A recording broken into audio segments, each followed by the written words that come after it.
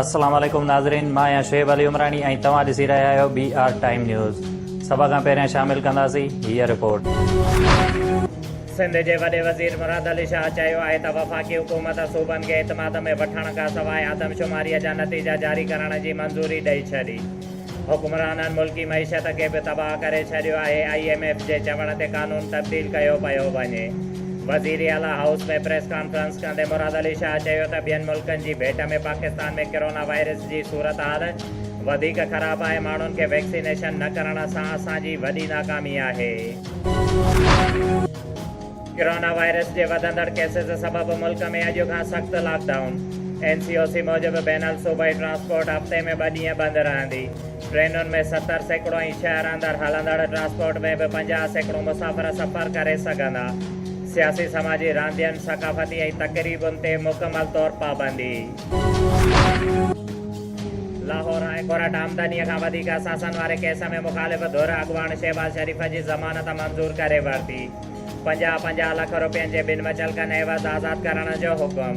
शहबाज़ शरीफ़ जे वकील दलील ॾींदे चयो आहे त शहबाज़ शरीफ़ 1990 में 14 मिलियन खां वधीक जा असासा ज़ाहिर कया। 2009 में हिन जी मिल्कियत विरायो वियो।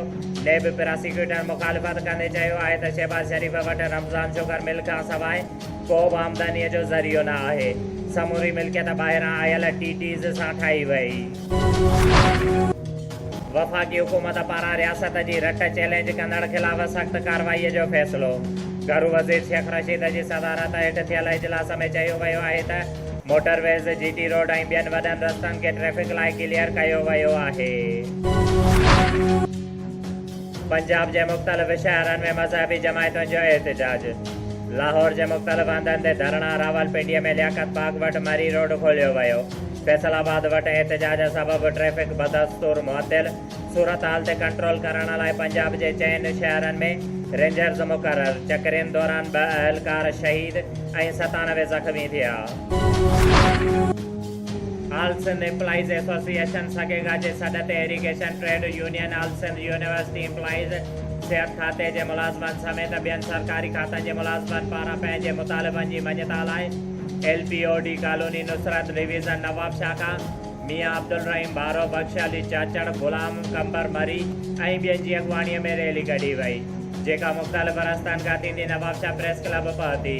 जंहिं ते हुननि चयो त सिंध जे सरकारी मुलाज़मनि जूं न पघारूं वधायूं वञनि थियूं, न यूटिलिटी अलाउंस ऐं सिहत कार्ड ॾिनो वञे थो। हुननि चयो त असांजा मुतालबा मञिया वञनि, ॿी सूरत में सख़्तु एहतिजाज कयो वेंदो।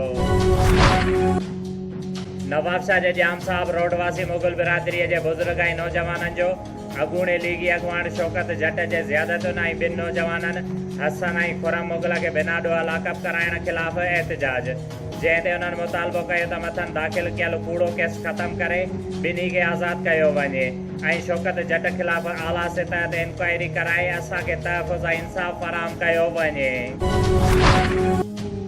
Advocate Arbelo Odh general secretary PP Matiari wing शहीद बेनज़ीराबाद मुक़रर थियण ते डिस्ट्रिक्ट बार नौशर फेरोज़ जे सदर अब्दुल रहीम अब्बासी ऐं जनरल सेक्रेटरी मोहम्मद अयाज़ बरी अब्दुल सत्तार लोहरानी ऐं ॿियनि पारां आजियाणो ॾिनो वियो।